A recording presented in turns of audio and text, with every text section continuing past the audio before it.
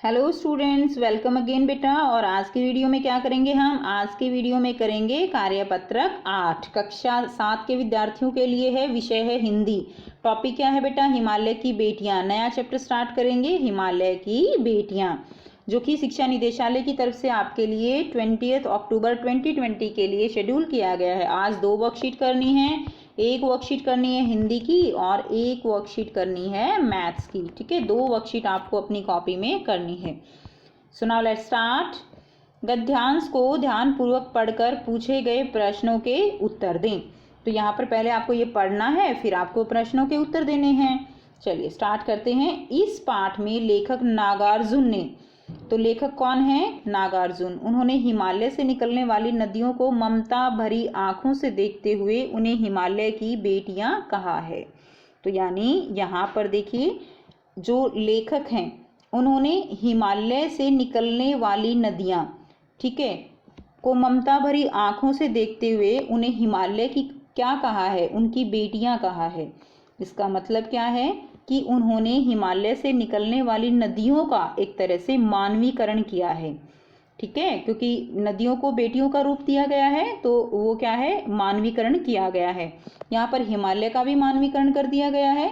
हिमालय, क्योंकि हिमालय जो है नदियों का पिता हो गया, तो हिमालय पिता है और नदियां बेटियां हैं, तो दोनों का यहाँ पर मानवीकरण किया गया है। उनके बारे में कहते हैं कि अभी तक मैंने उन्हें दूर से देखा था। लेखक कहते हैं अभी तक मैंने इन नदियों को केवल दूर से देखा था। बड़ी गंभीर, शांत, अपने आप में खोई हुई ये लगती थी। यानी ये नदियां जो हैं ये बहुत ही गंभीर और एकदम शांत लगती थी, अपने आप में ही खोई हुई लगती थी। संभ्रांत महिला की भांति वे प्रतीत होती थी। संभ्रात का मतलब क्या है? यहाँ पे संभ्रात का मतलब है कि जो सम्मानित, प्रतिष्ठित महिला, जो बहुत सम्मान के योग्य है, उसके जैसी वो उन्हें प्रतीत होती थी।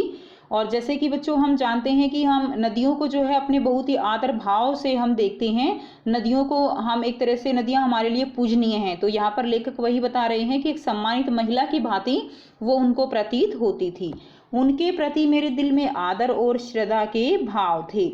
माँ और दादी, मौसी और मामी की गोद की तरह उनकी धारा में डुबकियां लगाया करता।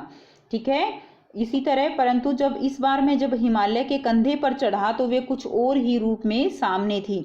यानी उन्होंने यहाँ पर जो नदियां हैं उनको माँ, दादी, मौसी, मामी, ये सब इनके रूप में उनको देखा है। इनको, नदियों को इनकी संज्ञा दी है यहाँ पर। और कहा है कि उनकी धारा में मैं जो है इस तरह गोद की तरह उनकी धारा में डुबकियां लगाया करता। यानी जिस तरह बच्चा माँ, दादी, मौसी, मामी उनको एक प्यार से जो है उनकी गोद में खेलता है, उसी प्रकार लेखक यहाँ पर बता रहे हैं कि वो उनकी जो नदियां हैं वो भी उनको अपनी माँ, नानी, मौसी की तरह लगती हैं और उनकी गोद में, यानी उसके पानी में वो जो है डुबकियां लगाया करते। परंतु अब वो बता रहे हैं कि अब वो हिमालय पर गए हैं। ठीक है, हिमालय पर गए हैं, तो हिमालय पर वहां से नदियां जो है ये निकलती हैं। उन्होंने वहां पर इनका उद्गम देखा है। उद्गम यानी जहां से वो निकल रही हैं, तो उन्होंने उद्गम देखा है, तो उसके बारे में यहाँ पर लेखक जो है वो वर्णन कर रहे हैं। परंतु जब मैं हिमालय के कंधे पर चढ़ा तो वे कुछ और ही रूप में सामने थी। मैं हैरान था कि यह दुबली पतली गंगा, यह यमुना, सतलुज, ठीक है, समतल मैदानों में उतरकर विशाल कैसे हो जाती हैं। कि जहाँ से ये निकल रही हैं, इनका जो उद्गम स्थान है वहां पर ये बहुत ही पतली पतली धाराओं के रूप में है, दुबली पतली हैं। गंगा है, यमुना है, सतलुज है। समतल मैदानों में उतरकर, यानी जब ये नदियां पहाड़ों से निकलकर, हिमालय से निकलकर मैदानों में आती हैं तो ये इतनी बड़ी बड़ी नदियां जो है दिखती हैं। ठीक है, तो यहाँ पर लेखक उसी बारे में बता रहे हैं। इनका उछलना और कूदना, खिलखिलाकर लगातार हंसते जाना। तो यहाँ पर लेखक क्या बता रहे हैं कि जो हिमालय है वहां से जब ये नदियां निकल रही हैं तो ये उछल रही हैं, कूद रही हैं, क्योंकि वहां पर तेज धारा होती है। उसी को यहाँ पर लेखक ने बताया है कि जो वो बहुत तेज धारा निकलती है पानी की, उसी की तुलना उन्होंने उनके उछलने और कूदने को लेकर की है। खिलखिलाकर लगातार हंस रही हैं। उनकी यह भावभंगी, उनका यह उल्लास कहाँ गायब हो जाता है? मैदान में जाकर। यानी मैदान में ये बिल्कुल शांत हो जाती हैं और इनके अंदर इस तरह की कोई जो है यहाँ पर इनकी जो खिलखिलाकर हंसना है वो सब मैदान में जाकर इनका गायब हो जाता है। किसी लड़की को जब मैं देखता हूँ, किसी कली पर जब मेरा ध्यान अटक जाता है, तब भी इतना कौतूहल और विश्व जो है मैं नहीं होता जितना कि इन बेटियों की बाल लीला देखकर। यहाँ पर लेखक बता रहे हैं कि जब भी वो किसी लड़की को देखते हैं कि उनके अंदर भी इतना जो है कौतूहल नहीं होता है जितना कि इन बेटियों की बाल लीला को देखकर जो है वो एक तरह से आप कह सकते हो उसके अंदर जिज्ञासा है कि ये इतनी शांत कैसे हो जाती हैं।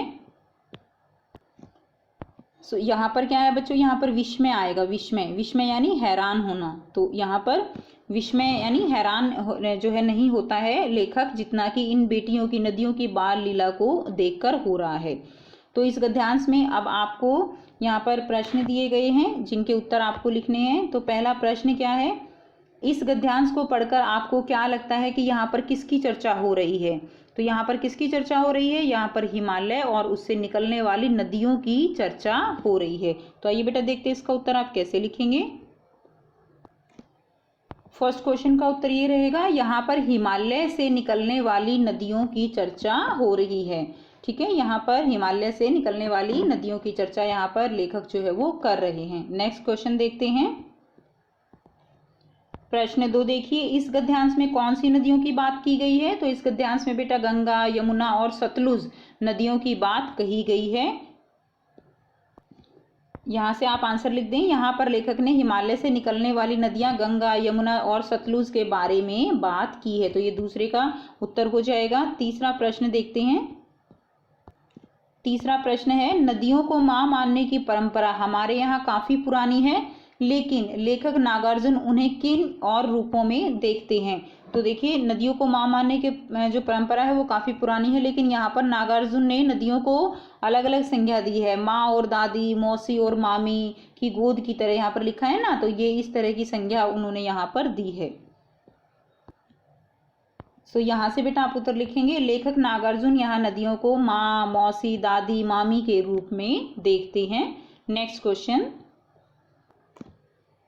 प्रश्न 4 क्या है, जब लेखक ने नदियों को दूर से देखा था तो वे कैसी दिखती थी। तो देखिए, यहाँ से आप इसका उत्तर लिखेंगे वो कैसी दिखती थी। तो यहाँ से बड़ी गंभीर, शांत, अपने आप में खोई हुई लगती थी, संभ्रात महिला की भांति वे प्रतीत होती थी। तो ये प्रश्न 4 का उत्तर हो जाएगा बेटे। यहाँ से आप इसका उत्तर लिखेंगे, बड़ी गंभीर, शांत, अपने आप में खोई हुई लगती थी, संभ्रात महिला की भांति वे प्रतीत होती थी। तो यहाँ से यहाँ तक उत्तर लिखेंगे नंबर 4 क्वेश्चन का। अब देखिए प्रश्न 5 क्या है, नदियों की सुरक्षा के लिए हमें क्या करना चाहिए, सोचकर लिखिए। तो नदियों को जो है हम कैसे सुरक्षित रख सकते हैं, तो ये बेटा देखते हैं इसका उत्तर आप कैसे लिखेंगे।